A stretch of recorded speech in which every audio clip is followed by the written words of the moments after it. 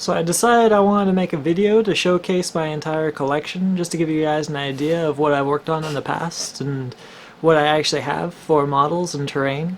So we're going to start off with what I've got for my current stuff, and then we'll go through the older stuff. There's obviously the Elemental display board. This is all of the Forces of Nature army that's been assembled and painted so far. I'm working on more centaurs this week. Hopefully they'll be done, and then I've got another unit of centaurs after that, some water nymphs, a hydra, a greater air elemental, and some hawks. That's going to eventually be the completed army, but it's still in progress. So at the moment, this is all that's been done for the Forces of Nature army. And in case you were wondering, yes, they all glow, not just the terrain. Especially happy with how the tree herder looks when she's glowing in the dark. The elementals glow as well. So besides the elemental display, I actually have two battle boards, one 8 foot by 4 foot, and that's this one in green, and a 6 foot by 4 foot that's painted to be more like stone or waste-like. This one that I've got laid out here, it's probably 3 years old now at this point, and I did flock it when I originally assembled it. There's still some of the flock left on the board, but it does fall off with use, and I've used them quite a bit. It actually, the thing about the flock that I used on this terrain is it really digs into your fingernails and into your skin, so it can actually physically hurt if you play too many games on these tables. So the next time I would do it, I probably wouldn't flock the whole board. So I'm going to start adding terrain. I'll take out all of my woodland terrain and anything that goes appropriately with the board, and I'll set it up. Okay, so here I've got most of my woodland terrain and stuff that was made specifically for the grass table. I bought most of this terrain online. I had it shipped to me when I first started my gaming group. So it's been a while since I've added anything to it that I haven't made myself. I wanted to have the ability to make a swamp battlefield if I wanted to, and I especially wanted water features, so I've got a few here and some jungle-themed rocks and stuff like that, because our first campaign took place in the jungle. I've got some farmsteads with some fences, the imperial buildings there, and then a whole bunch of forest scenery with some rocks as well. So these are all magnetized to be more practical for wargaming. So if you need to move a unit into the forest, you can just take up the trees and plop the unit in the forest. You don't have to worry about trying to position your unit in the forest or something, moving the forest completely, stuff like that. And it's been a long time. And the thing about these trees is, as you can notice, every time you use them, they drop flock all over the place. They got enough flock on them, though. I haven't had any of them go completely bare, and I have used them for over 3 years. Pretty heavy use, too, so they're quite reliable. The one big tree in the middle is the one that I made myself. I'm starting to make more trees like that out of old tea leaves and sticks from the garden. It's the same thing that I used to make the trees for my elemental display board. Okay, and here's the other battle board, made to look more like stone or wastes. Got some craters from the 40k set. I've got some, what are they, spell fulcrums from the Storm of Magic, some towers, some broken buildings, and then the castle in the background, the siege tower, and the mage throne. These ladders I actually made myself from bamboo skewers and thread that I wrapped around and painted. Yeah. I don't honestly use this one too much, just because it's the 6x4 table, and actually models like to slide down the slopes because it's not flocked. So while it does look a lot better than the other one, it's held up a lot better over time because it was painted at the same time as the other one. It's just the models slip off of it. So that and almost all of my models have some sort of flocked base, so they don't really go with this battle board.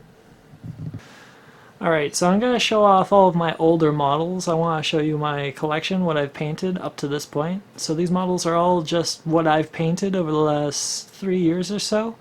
And keep in mind that especially for the Empire, so the humans and the undead, they're a very old army. So if they're not up to my painting standards at the moment, or even my conversion standards, but I think it's important to keep them around so I know how far I've come. So in order of when they were painted, it was the Empire, and then I painted the Undead, and then I painted some more Empire, and then I assembled and painted the Beastmen. So the Beastmen are the latest army that I'm going to show you, and I think it really does tell. But it's a lot of models.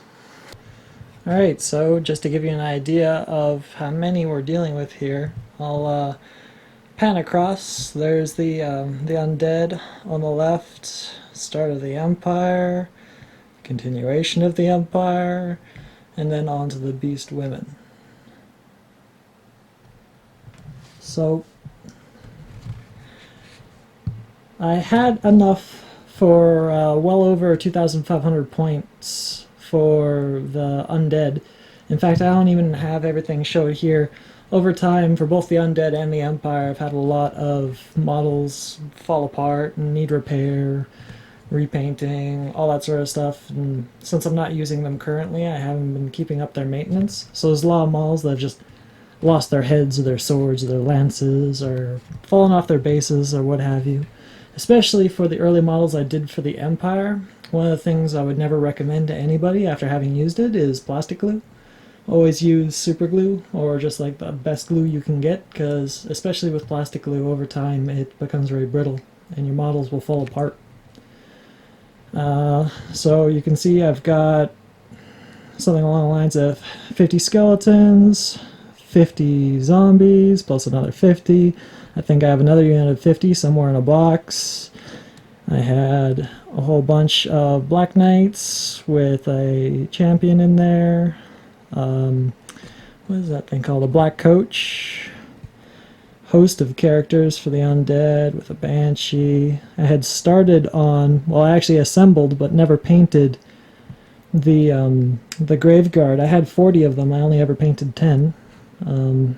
I had some direwolves, 10 of them. In the back there, I had some converted Blood Knight cavalry, along with some Soul Reavers, I think they're called? Yeah, Soul Reavers. And some ghouls in the lake there. The Crypt Horrors that I had, which were the large version of these Crypt Ghouls, I turned into my fire elementals for the forces of nature. And then for the Empire, I actually made like 2 Empire armies. I was intending to make even more Empire. I really loved Empire for Warhammer. The first army I made was going to be a warrior priest themed army, so it was not going to have much in the way of black powder at all. It was going to be warrior priests and flagellants and militia and stuff like that. So that's why some of these chariots are pulled by flagellants in chains rather than horses. It's just because that was my theme of the army at the time. It's also the reason why these horse riders, I made them equipped with great weapons rather than lances, because I wanted them to have hammers. So every single one of them has a hammer. I converted the whole unit to be great hammerers. And I was like still working on adding stuff. The second Empire army was going to be blue, so I was going to add entirely new Empire units that were blue, and so I could have 2 independently themed Empire armies. I had a ton of stuff, so I had many duplicates. Like I had, 20 handgunners, 20 crossbowmen for both red and blue. I had 40 flagellants, something along the lines of like 80 militia, the 2 steam tanks, 1 for each color, Pistoliers, 2 units of 5. I was going to have 2 units of 18 cavalry. There's a unit of 50 spearmen back there, and a whole bunch of war machines and characters and demigriffs. And then the beast women, which were all converted. The entire army was 100% converted. I'll probably release a video going more in depth about that because I'm really proud of all the conversions I did on them, and I do think their paint jobs are quite a lot better. And they have some eye-catching models in them as well. That's Betty and Veronica in the back, my 2 centerpieces for the army, my Gorgon and Cygor, respectively, along with the Minotaurs in the back, and the characters, and Beastigors and Gors, and chariots. Originally I intended to make it my Beast Woman army an all-chariot army, so I bought enough models to make it an all-chariot army, but then after some playtesting, I really hated how chariots in the Beastman army played and changed the way I was going to play. So I still have a ton of leftover models to make chariots, which I might do at some time for Forces of not Forces of Nature, but a Kings of War army of some kind. There's plenty of chariot units in that game. So for the Beast Women assembled, I have it all here in front of you. I've got 2 chariots, a unit of, what is that one? 50 Gors, along with a small unit of 10 Gors behind them, 2 units of 5 Ungor Skirmishers, 2 units of 5 Harpies, some characters, 9 Minotaurs, Betty and Veronica, 1 Razor Gore in the back there, just the 1. 40 Beastigors, and yeah, a bunch of characters and stuff like that. And I think you can tell that I really like infantry in my armies. I love to see those massive blocks of tons of models.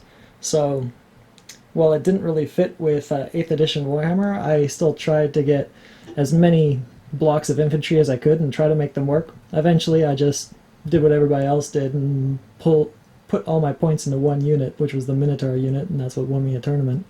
Was putting literally more than half of my army in that 1 unit, and there you go. In the back there too, I've got some Mangler Squigs. It's the only thing I painted for my friend's army, his Orc army.